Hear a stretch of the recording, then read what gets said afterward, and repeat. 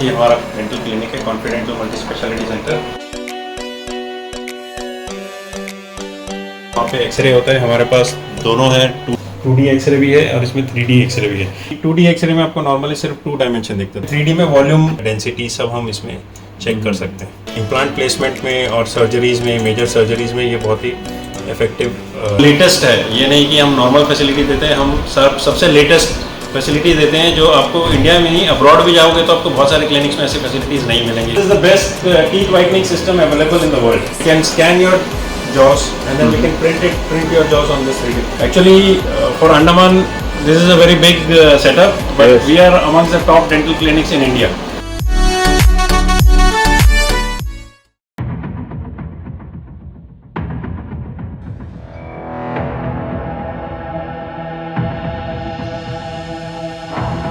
Cleaner है sir, वो लोग क्लीन नहीं करते सर, ब्लीचिंग डाल के चले जाते हैं।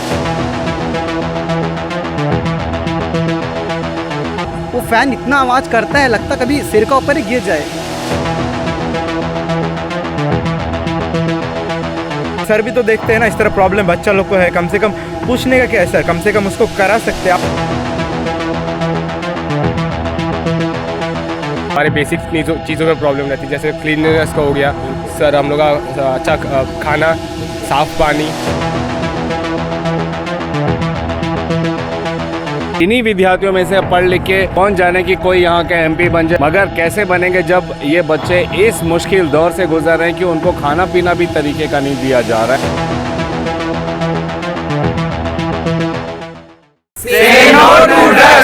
नमस्कार, मैं नीता न्यूज अंडमान 24/7 में आप सभी का स्वागत करती हूँ। हमारे द्वीपों में यूं तो अनेकों समस्याएं हैं जिनका जनता को रोजाना सामना करना पड़ता है, मगर जब हमारी टीम को JNRM जवाहरलाल नेहरू राजकीय महाविद्यालय हॉस्टल से पता चलता है कि द्वीपों के सांसद श्री कुलदीप राय शर्मा जी वहां एक सरप्राइज विजिट पर पहुंचे हैं, तो हम भी वहां पहुंचे और जो हमने देखा वो बहुत ही दुखदाई व निराशजनक थी। हॉस्टल नहीं मानो गार्बेज डंपिंग जोन सा लगा। हर तरफ कूड़ा कचरा फैला हुआ था, दीवारें गंदी थी, शौचालय का हाल तो बताने लायक ही नहीं था। हमें कुछ वीडियोस और पिक्चर्स हॉस्टल स्टूडेंट्स से मिले हैं जो हम आप लोगों के साथ साझा कर रहे हैं। सांसद जी भी इस पूरे नज़ारे से काफी निराश हुए और फौरन ठीक कराने का आश्वासन दिए, जिससे बच्चों को थोड़ी राहत मिली। बच्चों ने हॉस्टल कैंपस से जुड़ी और भी समस्याओं का हमारे रिपोर्टर यामिन जी से खुलकर बात की, जो हम आप लोगों को दिखाने ले चलते हैं। नमस्कार, मैं यामिन न्यूज़ अंडमान 24/7 में आप सभी का स्वागत करता हूँ। आज हम JNRM के जो हॉस्टल है वहाँ उसके सामने रात के करीब 9:30 बजे यहाँ खड़े हैं। मैं आप लोगों को बता दूं कि इस हॉस्टल में बहुत सारी तकलीफ़ें हैं और उन्हीं समस्याओं को लेकर इन्होंने कई बार आग्रह किया, कई राजनीतिक पार्टियों से भी उन्होंने आग्रह किया था कि उनकी जो खस्ता हालत है हॉस्टल की, इसको सुधारने के लिए प्रशासन से गुहार लगाई गई, मगर अब तक बच्चे जो है बहुत बुरी हालत में यहाँ पे अपना दिन गुजारते हैं। इसी मुद्दे पर जब हमारे द्वीपों के सांसद श्री कुलदीप राय शर्मा जी को पता चला तो उन्होंने यहाँ पे आज रात को एक सरप्राइज़ विजिट किया बच्चों के सामने, और हमें कुछ फुटेजेस भी मिली है जहाँ पर सांसद जी अंदर गए और उन्होंने हॉस्टल की जो खस्ता हालत है उसको देखा। चलिए हम कुछ छात्रों से ही बात करेंगे जो यहाँ हॉस्टल में रहते हैं। अब हॉस्टल में तो इंटर आइलैंड से आने वाले बच्चे खासकर रहते हैं, या उनके घर में किसी और वजह से जो नहीं रह पा रहे हैं, तो वो बच्चे यहाँ हॉस्टल में पढ़ते हैं, उनके माँ बाप यहाँ यहाँ नहीं होंगे, ट्रांसफ़र होंगे, ऐसे बच्चे जो है हॉस्टल में रहते हैं। सरकारी हॉस्टल की क्या हालत है और यहाँ पे क्या परेशानी है, चलिए हम कुछ बच्चों से जानेंगे। हेलो, आपका नाम बताइए। मेरा नाम ज्वेल क्रिकेट है। ज्वेल जी बताइए क्या तकलीफ़ क्या आपके हॉस्टल में? सर हॉस्टल में वो सफाई करने वाला आता नहीं है बाथरूम में, और टॉयलेट में पानी आता नहीं है, और लाइट तो हमेशा ही चली जाती है, गर्मी में बैठे रहो, ऊपर से मच्छर भी इतना है, ऊपर से हॉस्टल के आसपास के सराउंडिंग में बहुत गंदा है सर, कोई सफाई करने वाला है नहीं। कब से ये हालत, इस तरह हॉस्टल का जो हालात है ये कब से है? मुझे आए तो हुए तभी इस साल 2nd ईयर में गया हूँ, तो 1 साल हुआ है, तो मैं 1 साल से तो ऐसे ही देख रहा हूँ। ऐसे ही देख रहे हैं। ऊपर से फ़ैन भी कभी कभी आवाज़ करता है। जब हम ये पुराने वाले बिल्डिंग में थे उसमें तो हमारा फ़ैन है दोनों ही नहीं चलता था, वो फ़ैन इतना आवाज़ करता है लगता कभी सिर का ऊपर ही गिर जाए। और ऊपर से सीलिंग वूलिंग भी सब टूटा पड़ा है, कोई ठीक करने वाला नहीं है। आप लोगों ने कभी इसके बारे में शिकायत की, मतलब अपने हॉस्टल एडमिनिस्ट्रेशन में या अंडमान एडमिनिस्ट्रेशन में या यहाँ के काउंसलर को, किसी से भी आपने शिकायत की इस बारे में? हम लोग का जो है उनको कहा था कि हमारा जो फ़ैन है बहुत आवाज़ करता है। उनको किसे कहा था आपने? एक वार्ड नहीं, केयर टेकर है केयरटेकर। जी, उनको ओके। कहा था कि हमारा जो फ़ैन है नहीं चल रहा था, बदल दीजिए, पर हमारे साल में तो बदला नहीं, हम तो ऐसे ही वही रूम में थे, अभी रूम शिफ्ट करें। 2 बच्चा को रात को सर 10-11 बजे सर बुखार आए थे, तो उस लोग एम्बुलेंस को सर डायरेक्ट कॉल किए, लेकिन एम्बुलेंस थोड़ा लेट हो सकता है उतना रात को, तो वार्डन को भी कॉल किए उस लोग। तो वार्डन को जब कॉल किए तो वार्डन आए, बराबर आए। और क्या क्या तकलीफ़ें हैं? सर खाने का पूरा प्रॉब्लम है, खाने पीने का, जैसे कि खाने में तो टेस्ट ही नहीं है सर, पहला बात टेस्ट नहीं है, ऊपर से मतलब सब्जी भी अच्छा नहीं बनता है, फिर मेस का भी प्रॉब्लम है, बाथरूम का भी, फिर जो क्लीनर है सर वो लोग क्लीन नहीं करते सर, ब्लीचिंग डाल के चले जाते सर। बहुत बच्चे लोग खा के उल्टी कर देते, फिर हेल्थी फूड रहता नहीं। हाँ, सुबह का भी उतना, मतलब कुछ फूड है जो हम लोग खा नहीं सकते, बिना पेट ही चले जाते हम लोग कॉलेज, वही है थोड़ा इश्यू, वही है। तो यही तो मैं जानना चाह रहा था। मैं यहाँ के आप लोग के काउंसलर जी से भी बात करूँगा, आपके NSUI के प्रेसिडेंट से भी बात करूँगा, और भी यहाँ पे राजनीतिक लोग हैं, लेकिन मैं पहले आप लोगों से बच्चों ये जानना चाह रहा हूँ कि जब आप लोग को इतना तकलीफ़ हो रहा है, ये कह रहे हैं साल भर से है, तो क्या आप लोगों ने इसका कहीं पर भी ऑफिशियली कंप्लेंट नहीं किया? सर कंप्लेंट करने के बाद भी सर कोई फ़ायदा कहाँ कंप्लेंट किया आपने? सर हम लोग ऑर्डन को सर ऐसे ही हम लोग बोलने से, ऑर्डन को हम लोग बोलते, सब लोग खाने का बोलते, सर हम लोग ये हॉस्टल का प्रॉब्लम है, सर भी देखते आके।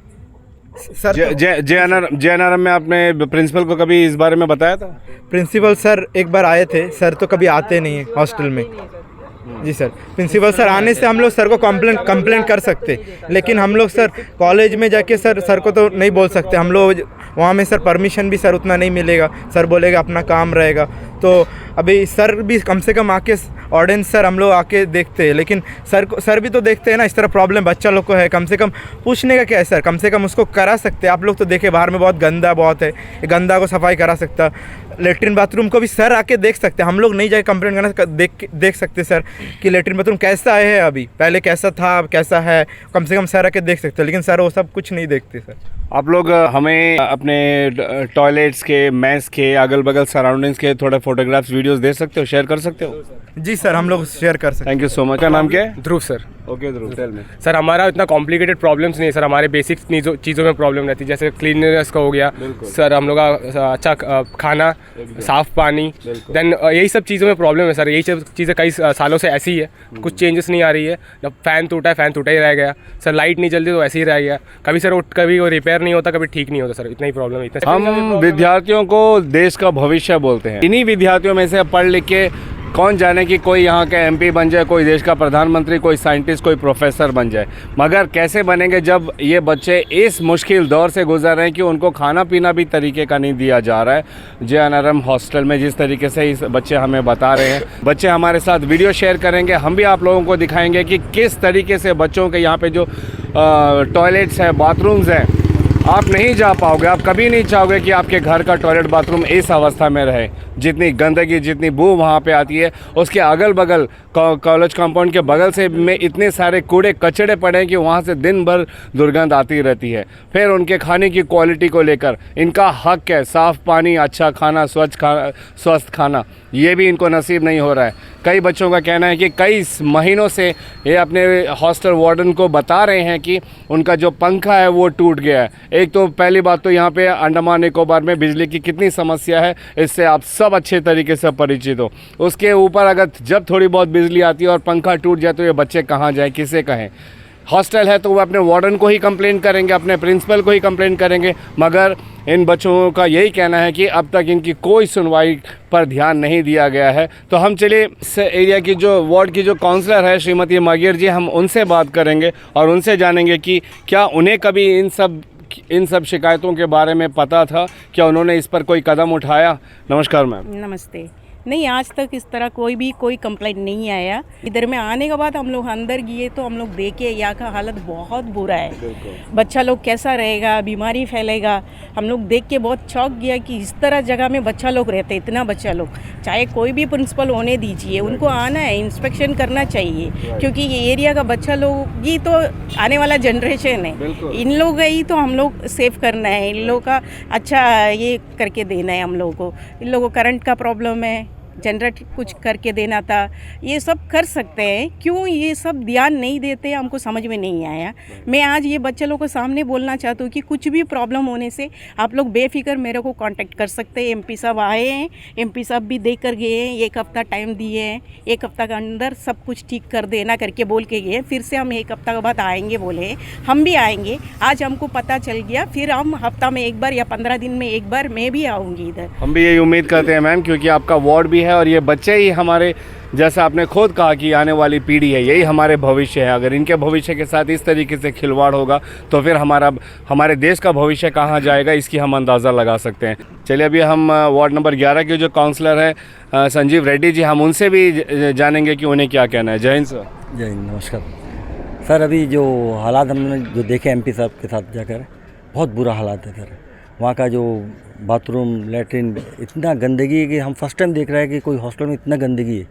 ये यहाँ का प्रिंसिपल क्या कर रहे हैं सर? हम तो ये पूछना चाहते हैं कि यहाँ का प्रिंसिपल क्या कर रहे हैं? ये प्रिंसिपल का पोस्ट पे बैठते हैं, हमारे बच्चे को आपको देखने के लिए बैठाते हैं ना। ऐसा तो आप यतीम का तरह तो नहीं छोड़ना चाहिए। बिल्कुल। हम कल जाएंगे सर, मैडम के साथ जाएंगे और प्रिंसिपल से इसका वो पूरा बायोडाटा लेंगे क्या हो रहा है। और जब अभी वार्डन अभी ये कह रहा था कि 3 जन हैं यहाँ पे काम करने वाले, वो 2 छुट्टी भी चलेगी, तो सर जो चले जाते हैं उनके जगह में कोई दूसरा अपॉइंटमेंट नहीं करते सर क्या? ये तो होना चाहिए ना। जैसा अभी पानी का समस्या आता है तो हमारा पीबीएमसी बराबर पानी देता है ना, कि पानी का ऐसा तो नहीं है कि हम लोग छोड़ देते कि बिना पानी का रह जाओ।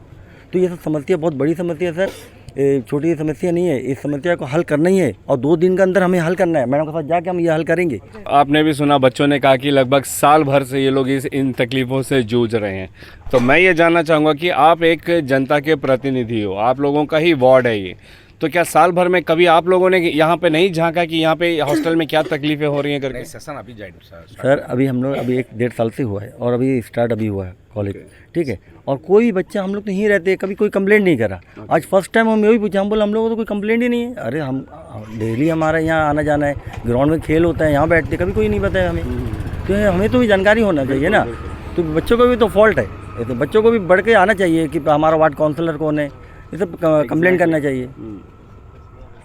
बिल्कुल सही बात है, बहुत अच्छी बात कही है रेड्डी जी ने, जो वार्ड नंबर 11 के काउंसलर हैं, कि एक जब ये जनता के प्रतिनिधि होते हैं तो वो एक जनता के समस्याओं को नहीं जान सकते हैं, लेकिन वही अगर एक जनता भी अगर उनके सामने आती है अपनी समस्याओं को लेकर तो वो इस पर ज़रूर काम करेंगे। जैसे बच्चे लोगों ने भी कहा कि इन लोगों ने ऑफिशियली कहीं पर कंप्लेंट नहीं की इस बारे में। अब आज जब अचानक से एमपी सर यहाँ पे सरप्राइज़ विजिट किए तो सारे बच्चों ने अपनी तकलीफ़ें बताई। हम उम्मीद करते हैं कि बच्चे ऐसे अपने हक के लिए कभी पीछे नहीं रहेंगे, वे आगे बढ़कर आएंगे और अपनी बातों को बताएंगे, प्रशासन हो या जनता प्रतिनिधि हो, और अपने हक को ज़रूर लेंगे। और चलिए अभी हम NSUI प्रेसिडेंट जी से बात करेंगे और जानेंगे उन्हें क्या कहना है इस पूरे मामले में। सबसे पहले तो मैं न्यूज़ अंडमान 24/7 का धन्यवाद करना चाहता हूँ, जिन्होंने रात के समय में जैसे उन्हें खबर मिला कि अंडमान निकोबार के सांसद का द्वारा बॉयज़ हॉस्टल में होने वाला है, तो तुरंत आप लोगों ने आकर ये हॉस्टल का जो कवरेज किया। देखिए मैं एक बात बताना चाहता हूँ, जो हॉस्टल में जो बच्चे रहते हैं, जो नॉर्थन मिडिल अंडमान से आते हैं, साउथर्न ग्रुप से आते हैं, ये बच्चे बहुत ही इनोसेंट रहते हैं। ये बच्चे मतलब तकलीफ़ जितना हो सकता है उतना बर्दाश्त करते हैं। जैसे कि आप लोगों ने देखा कि तकलीफ़ हॉस्टल में इतना तकलीफ़ है कि तकलीफ़ ख़त्म नहीं होगा, प्रॉब्लम ख़त्म नहीं होगा। उसके बावजूद भी बच्चे लोग तकलीफ़ को बर्दाश्त कर गए थे। बच्चों के दिल में उम्मीद था कि आज ठीक होगा, कल प्रॉब्लम सॉल्व होगा, परसों प्रॉब्लम सॉल्व होगा, लेकिन ये प्रॉब्लम दिन ब दिन प्रतिदिन बढ़ रहा है। तो आज हमारा कांग्रेस पार्टी का प्रोग्राम था, भारत जोड़ो यात्रा, तो हमारे सांसद जी वहाँ पे थे। तो मैंने सांसद जी को कहा कि सर हॉस्टल का बुरा हाल है, कई दिन से बच्चे मुझे कह रहे हैं, आपको एक दायित्व बनता है, कर्तव्य बनता है कि आप जनता प्रतिनिधि हो, अंडमान निकोबार एक लोकसभा से उसके सांसद आप ही हो, तो आपको आना बहुत ही ज़रूरी है। तो तुरंत मेरे कहने में एमपी साहब एक्सेप्ट करे प्रोग्राम के बाद तो तुरंत एमपी साहब 9 बजे प्रोग्राम ख़त्म हो गए। 3 साल पहले जो 1000 बच्चों को लेकर 48 आवर्स हम लोग यही रोड को ब्लॉक किया था। चाहे हाई कोर्ट आओ, चाहे कोई सेक्रेटरी जाए, कोई भी जाओ, हम लोग रास्ता खाली करने वाला नहीं रहेगा। तो आज हम लोग प्यार से एडमिनिस्ट्रेशन में बताना चाहता है, रिक्वेस्टफुली बोलना चाहता है कि जो बेसिक नीड बच्चा लोग का है, स्टाइफन इनको प्रोवाइड किया जाए, साफ़ सफाई सही तरीके से हुआ जाए। हॉस्टल के अंदर में DRM को जो साफ़ सफाई का कर्मचारी है उन्हें जल्द से जल्द अपॉइंट किया जाए। ऐसा जो जो बेसिक चीज़ है बच्चों को हॉस्टल के अंदर में सही तरीके से मैस में खाना प्रोवाइड किया जाए। अगर ये बेसिक चीज़ अगर प्रशासन 7 दिन के अंदर पूरा नहीं करेगा तो 8वां दिन अगर जिस प्रकार डायरेक्शन अगर MP साहब का रहेगा, प्रोटेस्ट करना है, जो करना है, तो मेरे साथ पूरा का पूरा बच्चा रहेगा और हम लोग जो एडमिशन ऑर्डर संभालना मुश्किल हो जाएगा। तो आप तो NSCOE के प्रेसिडेंट रहे हो, तो बच्चों लोगों ने आपसे तो इस सब बारे में बोला होगा, तो फिर क्यों नहीं पिछले 1 साल में इस बारे में आपने आवाज़ उठाई? अब जाकर आप क्यों आवाज़ उठा रहे हो? क्योंकि आप कल मेरे पास आई है, मैं आपको एक बंच दिखाऊंगा कि जब से मैं NSCOE प्रेसिडेंट बना हूँ आए दिन स्टूडेंट के इशू में फाइट करता हूँ। इसका सोल्यूशन क्यों नहीं निकला? क्योंकि आज एडमिनिस्ट्रेशन कुंभकर्ण के नींद में सोया हुआ है। सवाल यही है, जवाब भी यही है कि आज एडमिनिस्ट्रेशन में काम करने दिल नहीं है। कितनी उम्मीद है कि इस बार आप लोगों का काम होगा? हम उम्मीद करेंगे कि जल्द से जल्द पूरा हो। अगर हमारा मांग को जल्द से जल्द पूरा नहीं किया जाएगा तो हमारे पास दूसरा ऑप्शन भी है, हम दूसरा ऑप्शन अपनाएगा। थैंक यू सो मच हमसे बात करने के लिए और अपनी बातें इतनी खुलकर बताने के लिए। NSCOE प्रेसिडेंट ने बहुत सारी जो समस्याओं को आप सब लोगों के सामने रखा। ये बच्चों की आवाज़ है, ये बच्चे हैं जो अपने प्रेसिडेंट को अपने ये सब तकलीफ़ें बताते हैं और उनका कहना है कि उन्होंने इस बारे में कई बार प्रशासन को से शिकायत की, मगर इस पर कोई सुनवाई आज तक नहीं हुई, जिसके वजह से इन्होंने याद दिलाया कि कुछ साल पहले भी इन्होंने 48 घंटे का स्ट्राइक भी, चक्का जाम भी किया था और वे नहीं चाहते कि इस तरह दोबारा हो। इसलिए उनकी भी ये मांग है कि इन बच्चों की जो भी डिमांड्स है, क्योंकि ये जायज़ डिमांड है, उनका हक है, ये इसे जल्द से जल्द दिया जाए। और हमारे द्वीपों के सांसद श्री कुलदीप राय शर्मा जी का बहुत बहुत धन्यवाद करूंगा, जो यहाँ पर आज एक सरप्राइज़ विजिट पर आए। उन्होंने जो बच्चों की खस्ता हालत देखी है, जिस अवस्था में बच्चे रहते हैं, उन्होंने काफ़ी दुख जताया। वर्ड जो है उन्होंने श्योरिटी दी कि 2 से 3 दिन के अंदर में पूरे कैंपस में जितनी भी गंदगी है उसको जल्द से जल्द सफाई किया जाएगा और बच्चों के जो भी डिमांड्स है इनको सीरियसली लिया जाएगा। उम्मीद करते हैं कि हमारे जो जनता के प्रतिनिधि है, काउंसलर हैं, हमारे MP साहब हैं और हॉस्टल एडमिनिस्ट्रेशन है, वे बच्चों की इन डिमांड्स को जल्द से जल्द ज़रूर पूरा करेंगे, क्योंकि ये तो किसी को मंजूर नहीं होगा कि हमारे जो देश के भविष्य है, ये छोटे छोटे बच्चे इस बुरी हालात में रहें। मैं यहाँ पे बंद करना चाहूँगा, मगर ये आप लोगों को वादा करता हूँ कि अगली बार जब मैं आऊँगा तो दोबारा रिपोर्ट आप लोगों के सामने रखूँगा और उम्मीद करता हूँ कि बच्चे उस दिन खुश होंगे और वे कहेंगे कि उनको साफ़ पानी, साफ़ खाना और स्वस्थ खाना मिल रहा है। उनका जो अगल बगल की जो गंदगी थी वो साफ़ हो चुकी है और उनके जो बाथरूम, टॉयलेट वगैरह है अच्छे से साफ़ सुथरा रखा जा रहा है। कैमरा पर्सन दीपिका सोनी के साथ मैं यामीन, न्यूज़ अंडमान 24/7। नमस्कार। अंत में हम उम्मीद करते हैं कि JNRM एडमिनिस्ट्रेशन और अंडमान एडमिनिस्ट्रेशन इस पर जरूर संज्ञान ले और बच्चों की हक व सेहत का ध्यान देते हुए इनकी मांगों को जल्द से जल्द पूरी करें। अगर आपको हमारा यह एपिसोड सूचनात्मक व ज्ञानवर्धक लगे तो कृपया लाइक, शेयर व सब्सक्राइब जरूर करें और जी हाँ, कमेंट सेक्शन में अपनी राय देना ना भूलें। इसी के साथ मैं अनीता, न्यूज़ अंडमान 24/7 से आज की इस कड़ी से विदा लेती हूँ। नमस्कार।